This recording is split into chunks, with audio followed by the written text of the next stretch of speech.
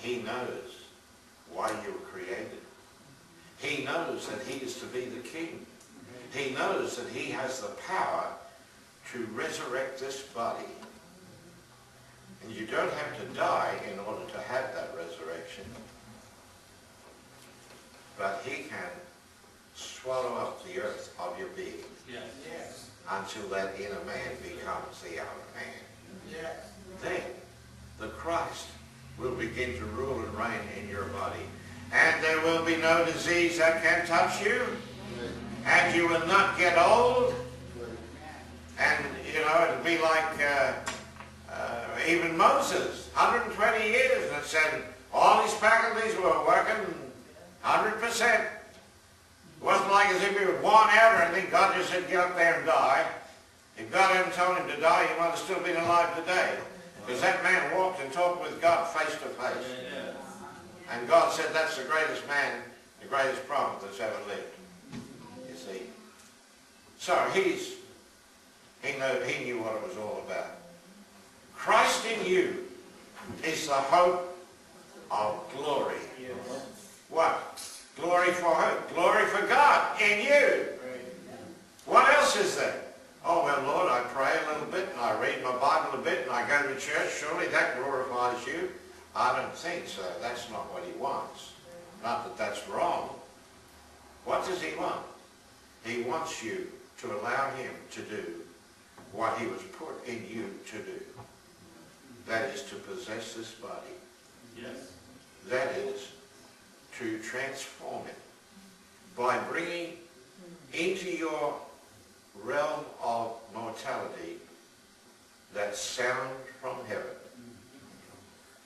and the voice of the archangel, and to bring a transformation until this inner man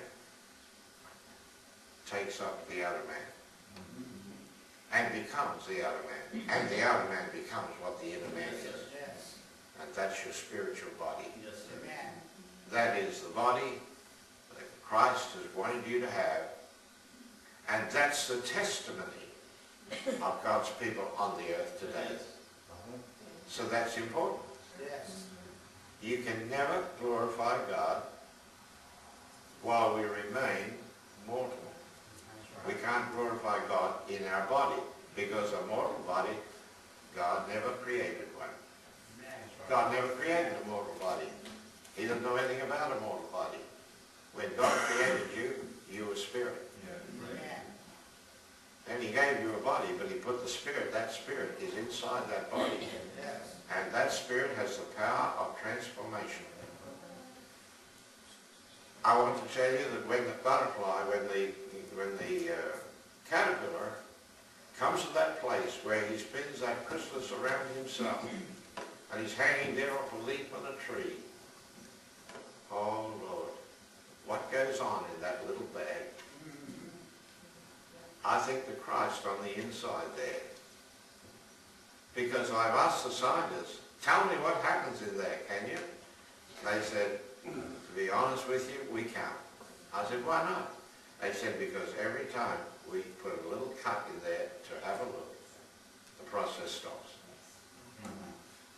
God says, this is my business, and nobody's going to intrude on this. And I want to tell you, nobody's going to look inside you to see what that process is.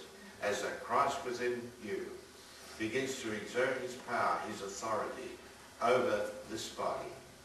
You see, while the carnal mind is ruling and reigning over your body, the Christ is on the inside knocking on your door. Not on the outside, on the inside, saying, let me in.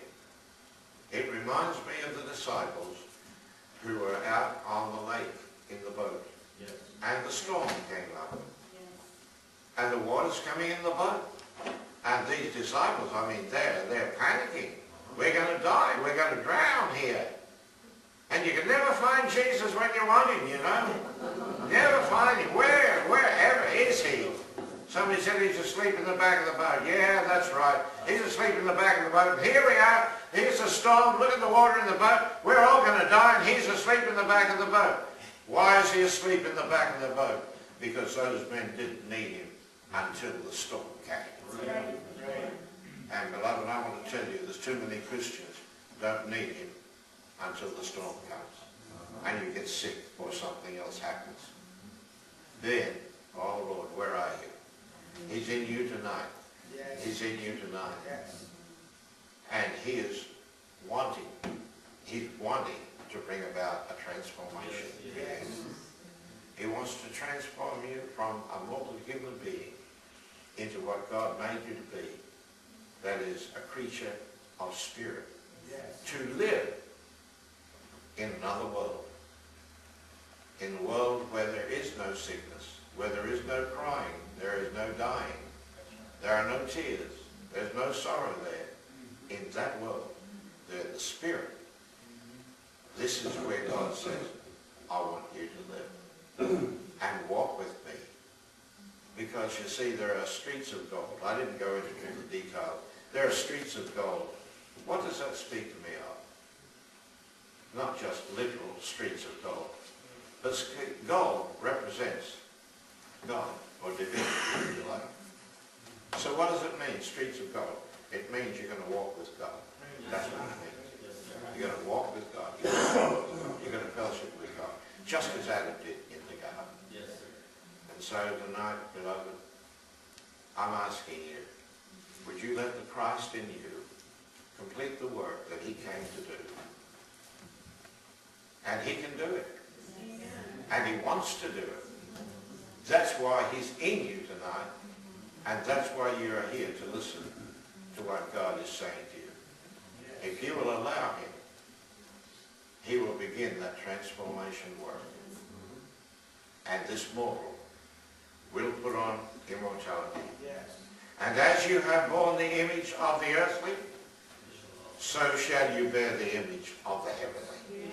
And not after you die, but right here now. May God bless you. Amen.